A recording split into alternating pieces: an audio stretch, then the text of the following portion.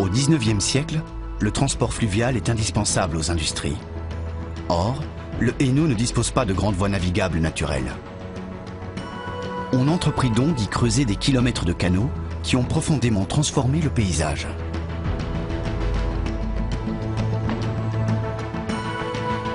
Véritable joyau de l'histoire industrielle, le canal du Centre et ses 4 ascenseurs hydrauliques pour bateaux sont aujourd'hui reconnus patrimoine mondial de l'humanité par l'UNESCO.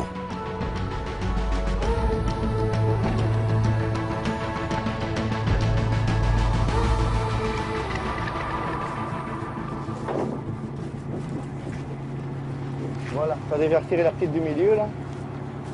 Okay, Freddy et Daisy sont les seuls habitants du canal du Centre. Ils résident sur leur péniche plusieurs mois par an.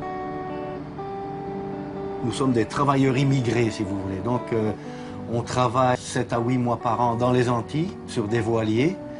Et pendant l'été, on essaye de revenir en Belgique parce que là-bas, dans les Antilles, la saison des pluies arrive et aussi la saison des cyclones. Donc, on revient ici et c'est très plaisant parce qu'on descend d'un bateau pour monter sur un autre bateau, quoi. Et on est très très content de revenir ici.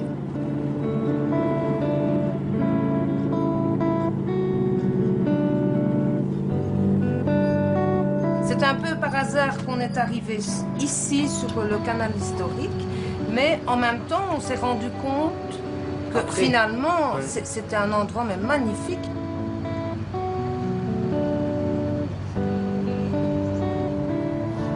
Comment ça se fait qu'on est toujours... on est à 50, 60, on va cogner à mon avis à droite. Attends, j'y vais.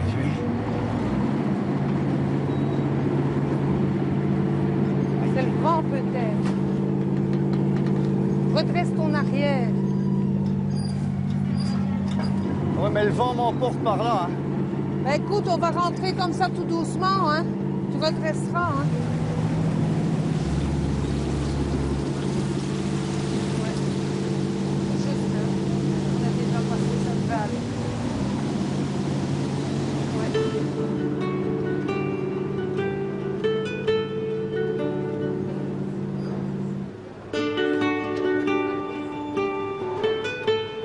Pour les gens de la région, c'est des outils de travail.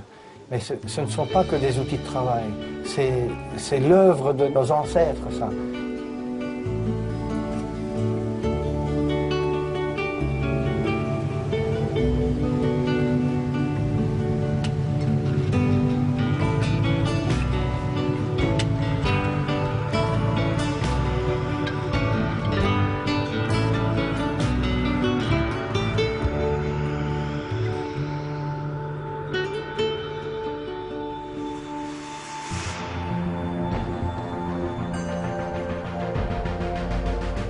C'est en 1885 que débute la construction du canal du Centre. Un véritable défi technologique qui nécessite le savoir-faire de plusieurs générations d'ingénieurs.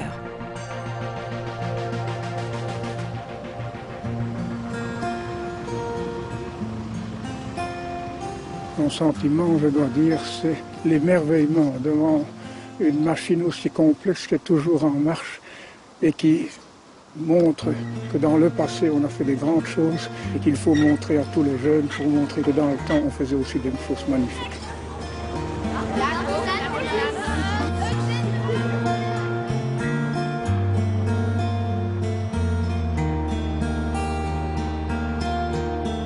Certaines choses étaient un peu compliquées, par exemple le fait qu'il y avait... Monsieur Kraft de Lasso est l'arrière-petit-fils d'un des ingénieurs de Cockerill qui a conçu ces ascenseurs. Il rencontre ce jour-là Stefan Verkreuz, responsable de leur rénovation. Les ingénieurs de l'époque étaient confrontés à la difficulté d'alimenter un canal qui se trouvait en hauteur, donc avec peu d'alimentation naturelle, et de devoir franchir sur une très courte distance une différence de niveau énorme, d'environ 70 mètres, ce qui, par des chaînes d'écluses comme on le fait d'habitude, aurait été impraticable, parce que les écluses consomment énormément d'eau. Et donc il fallait trouver une solution originale. Alors la solution, elle avait déjà été mise en œuvre à l'époque en Angleterre, à Anderton. Ils avaient eu des difficultés, mais il y avait aussi une certaine expérience qui avait été acquise et qui a été reproduite et améliorée ici pour les ascenseurs du canal du Centre. Ici, on a un ensemble de 4 ascenseurs, et qui plus est, qui fonctionnent encore, et qui ont toujours fonctionné selon leur principe d'origine. Donc c'est vraiment un site tout à fait exceptionnel.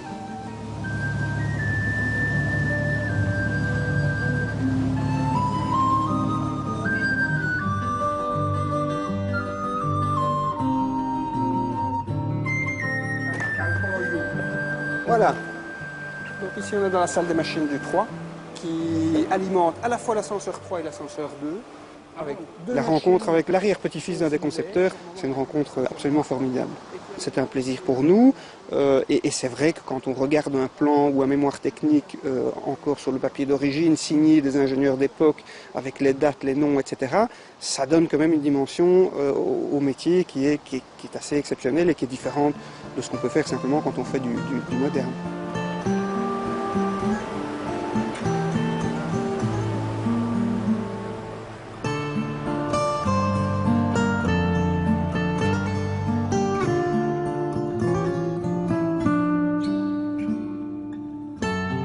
À l'arrêt depuis 2002, suite à un dramatique accident, un des ascenseurs a fait l'objet d'une profonde rénovation. Aujourd'hui, les ouvriers effectuent quelques réglages avant sa prochaine remise en service, un événement qu'attendent impatiemment tous les amoureux du canal du Centre. Tout marche rien que par l'énergie hydraulique, quoi. Tout marche ici par énergie hydraulique, et cette énergie hydraulique, elle nous est fournie par le bief qui est à l'amont, et donc on peut ponctionner l'eau qui se trouve à l'amont, et ça fait tourner une turbine dans la salle des machines qui alimente une réserve d'eau sous pression, et cette réserve d'eau sous pression, c'est vraiment la source d'énergie de l'ascenseur.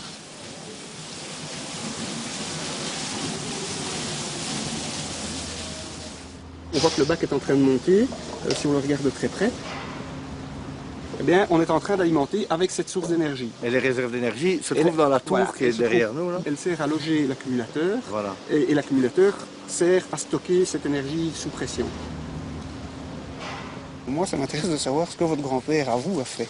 Il a conçu un système tout à fait spécial pour faire le joint. Qu'on appelle le presse-étoupe. Le presse-étoupe. Et qui est encore un objet d'entretien qui fonctionne encore comme ça aujourd'hui. Ici, on arrive au cœur de l'ouvrage, c'est-à-dire face au piston qui soulève les 1000 tonnes d'acier et d'eau du sas avec le bateau, ou sans le bateau d'ailleurs, hein, peu importe, ça ne change pas le poids. On a vraiment 1000 tonnes qui sont portées au-dessus de nous par ce piston, qui est un piston en fonte. Et là, tous ces petits boulons qu'on voit là, c'est le fameux presse-étoupe, c'est la partie supérieure du presse-étoupe, et en serrant les boulons, on presse cette corde de chanvre qui est suifée et qui s'applique sur ce piston et qui permet de faire cette étanchéité. Ça paraît peut-être moins prestigieux qu'une cathédrale gothique ou que des choses plus anciennes, mais c'est quand même une période de l'histoire qui est fondamentale, qui est vraiment la période qui a fait le monde dans lequel on est aujourd'hui. Et ici, le canal du Centre historique et ses vieux ascenseurs sont vraiment des ouvrages remarquables de cette époque.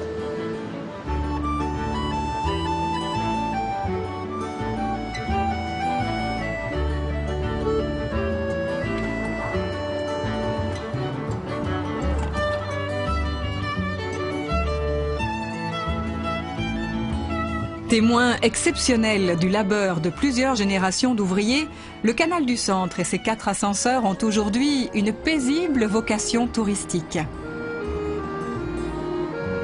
Le canal historique ne correspondant plus aux critères de la navigation moderne, il a fallu entreprendre en 1982 la construction d'un nouvel ascenseur, l'ascenseur funiculaire de Strépitieux, un ouvrage colossal, lui aussi unique au monde.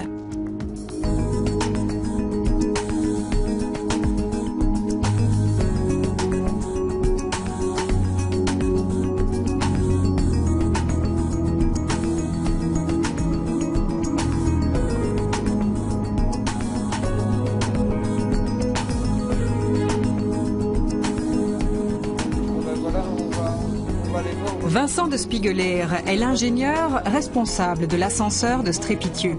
Il fait découvrir à Freddy les entrailles de cet immense ouvrage.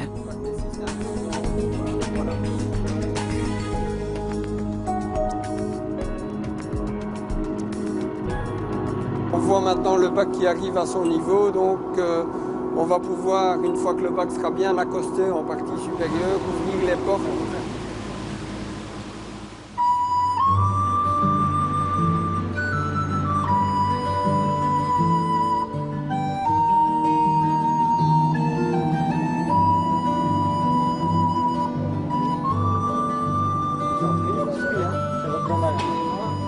Attention, à l'échelle.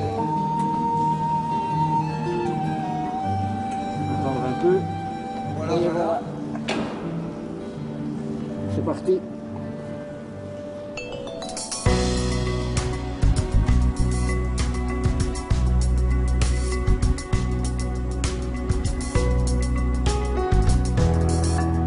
L'ascenseur funiculaire de Strépitieux est aujourd'hui le plus grand ascenseur à bateau au monde.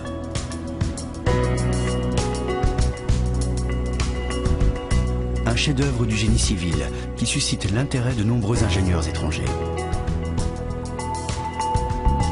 Un paysage d'exception, à l'heure où le respect de l'environnement est une préoccupation majeure et le transport des marchandises par voie fluviale une solution d'avenir. Nous avions le canal historique qui reprenait un dénivelé de 73,15 m entre l'amont et l'aval, mais qui permettait uniquement des passages de bateaux de 300 tonnes. Mais il fallait améliorer, donc passer à un gabarit supérieur qui était de 1350 tonnes, qui est le gabarit européen, et nous avons construit cet ascenseur. Oui, un instant. Ok, Daniel, je descends la porte. Cet ascenseur s'inscrit en respectant au maximum l'environnement et en évitant justement une défiguration du paysage environnant.